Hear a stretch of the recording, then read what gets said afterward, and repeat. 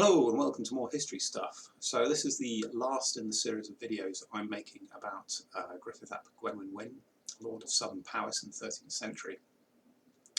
And in the last video I got him up to the brink of 1282, the final war between Edward I of England and Prince Llywelyn ap Griffith of Wales, which ends with the death of Llywelyn and then the death of his successor, Dafydd, executed very brutally at Shrewsbury in September 1283. And this is really the last defeat of the House of Aberfraw, the House of Gwynedd. They are destroyed, they're removed. All of their treasure and regalia is taken into England. Some of it is melted down. Edward I essentially conquers the Principality of Wales.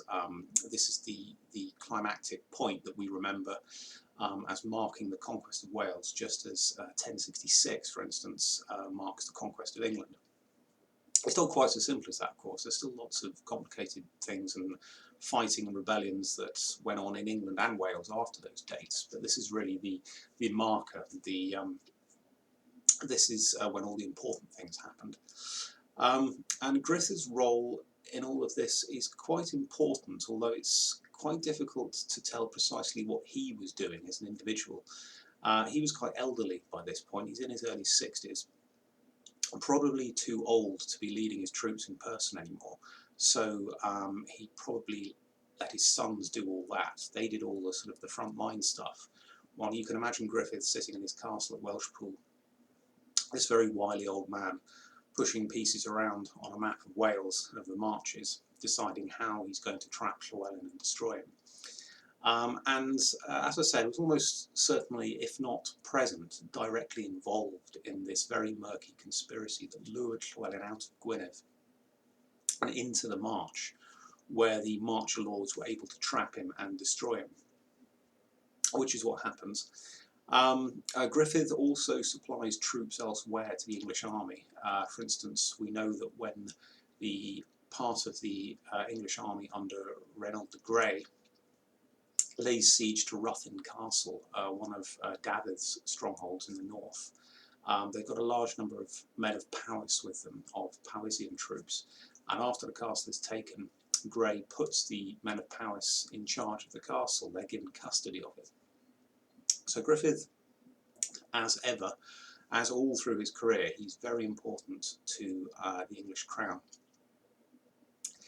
And then there's another very startling act of symbolism towards the end of the war, in the final months, in April 1283, when the royal armies have finally got into Snowdonia. They've got into the mountainous heartlands of Gwynedd, and they're taking one castle after another. And the two royal armies converge on the castle of Castell y Bir in Meirionydd. And after a few days of being besieged, the defenders see that nobody's going to come and save them, so they negotiate a surrender. But when the castle is surrendered, it's handed over to Llywelyn, one of Griffith's sons, who puts his men of Powys, inside the castle. And this symbolism wouldn't have been lost on anyone who was present. What would have happened would be that the flag of Gwynedd, the red and gold flag with the lions of Gwynedd, would have been torn down from the battlements and replaced by the lion of Powys that would have been set up to fly over the turrets. And this handover to a Powysian garrison deep in the heart of lands that are traditionally controlled by Gwynedd. I mean, the castle itself, Castell y Bir, was built by Griffith's old enemy, Llywelyn the Great. So for this place to be taken over by Powys is really perceived as the last act in this long war between the two rival dynasties of Gwynedd and Powys. And in the end, despite everything, despite all their defeats and all their suffering, the Lord of Powys has won. Griffith is the direct descendant of Bleddyn ap Cynflen, who was the Lord of Powys when the feud started 200 years previously against the Lords of Gwynedd. And he has avenged his ancestors. He's taken Castell y Bir and he is there to witness the final destruction of Llywelyn, and then Dafydd a few months later when he's finally tracked down and captured. And that's it. Griffith has done it. He's achieved something quite remarkable, really, because as I've pointed out in previous videos, he started his life at this very low point. He's living in exile with his brothers in England, in Derbyshire. He was living on a pension, really, provided for him by the King of England, Henry III.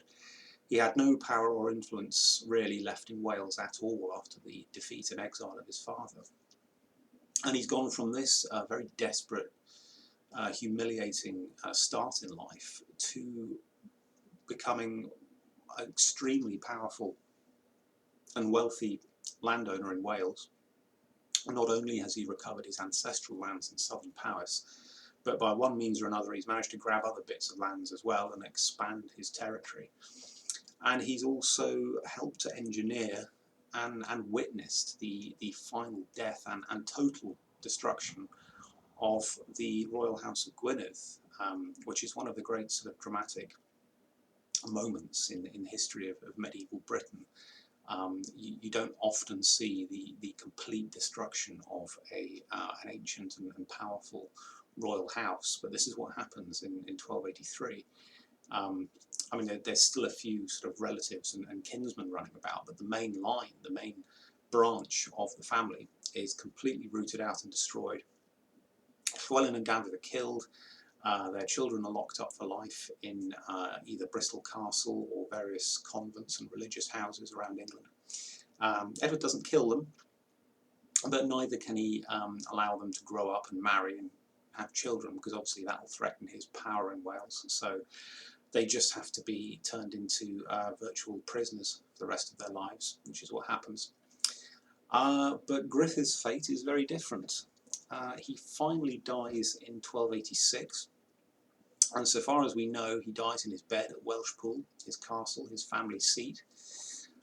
He would have been about 65, very good age for the time, and he's had the last laugh, really. He's seen the overthrow of his enemies. He's recovered his lands, and he's done pretty much more than anyone could have reasonably expected when he started out. And he leaves southern Powys to his son, his eldest son, Owain, who then arranges to divide up the rest of the lordship among his brothers in a reasonably fair way, so there's none of the usual infighting among brothers as to who should get which bit of land. And there was a theory that the only reason southern Powys was allowed to survive was because the Griffith and his sons, they agreed to convert what was a Welsh princely lordship into an English barony. They became the Dillapools instead of using their old Welsh name. There isn't really any evidence for that, and it seems to be a misunderstanding, because for generations leading up to the conquest, Welsh royal families like Griffiths, especially on the marches, had been making use of a dual identity. Griffith, at various times, depending on his needs, he would say, I am a Welsh Prince of Wales, I am a native Prince of Wales, or he could flip his identity and say, no, I'm a Baron of the March and I hold my lands of the English crown. And he flips between this sort of Welsh and English March identity for legal reasons. It's really a convenient sort of legal clause, and it just gives him an added advantage if he's in a dispute with someone over land and territory. So we need not imagine that the lords of Powys were conspirators to that extent. They didn't give up their identity as Welsh princes just in exchange for being allowed to continue to exist by the English crown. Certainly the actual court, the culture of southern Powys remains very much sort of proudly Welsh, if you like, in the years after the conquest. Griffith's son Owain, he employs a bard, as all Welsh princes did.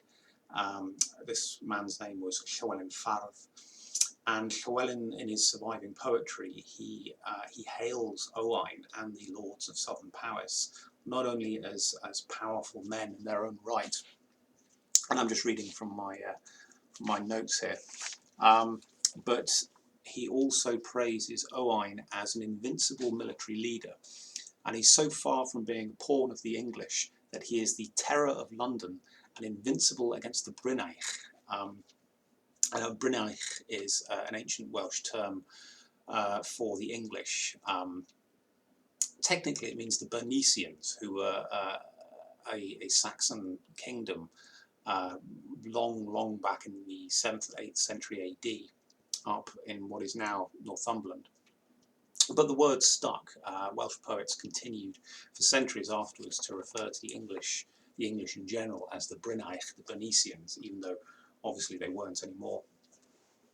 And Owain is praised by his court bard as being one who feeds English corpses to the ravens.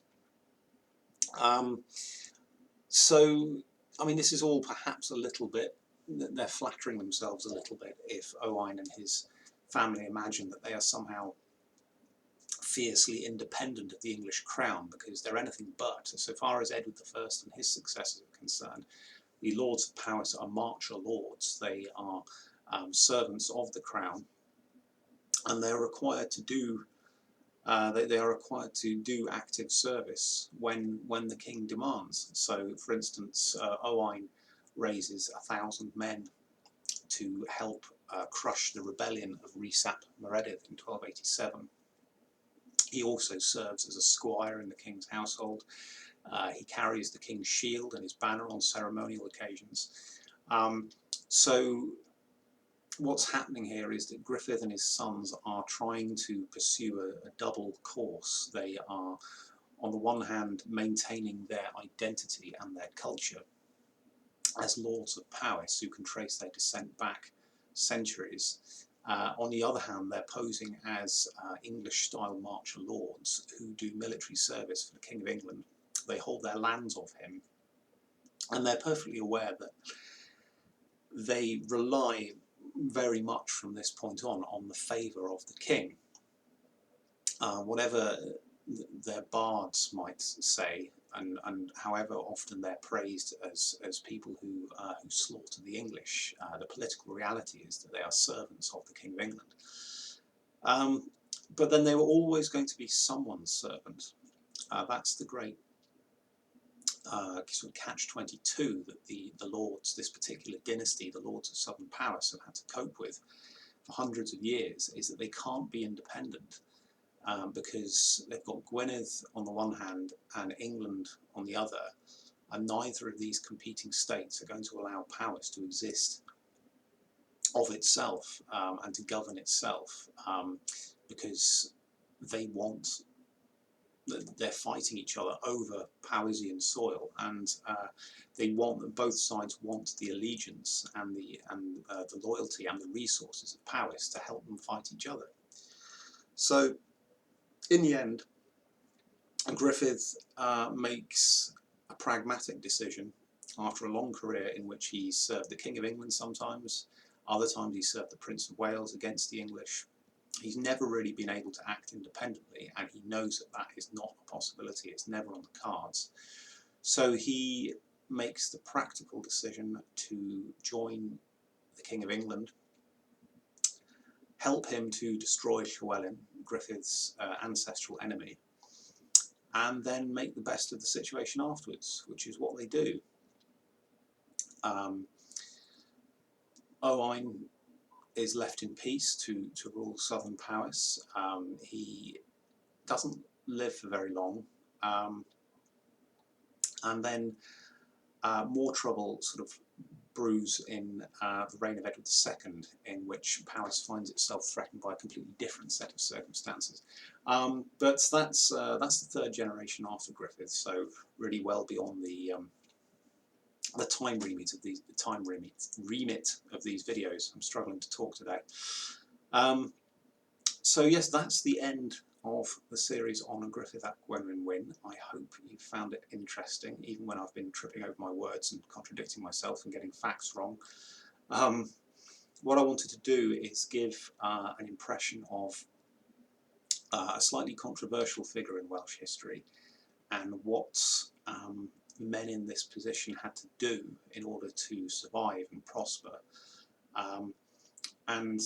Griffith does all that very well, and he's quite a success story, really. But he would never be interpreted as a patriotic figure. He's never going to be a hero of Welsh nationalism. So he'll always, I should imagine, be this slightly ambivalent figure in Welsh historiography. But still very interesting, I think, whatever you think of his decision-making and his view of the world. So yeah, I hope you found that interesting, and I'll leave it there now and hopefully speak to you again later.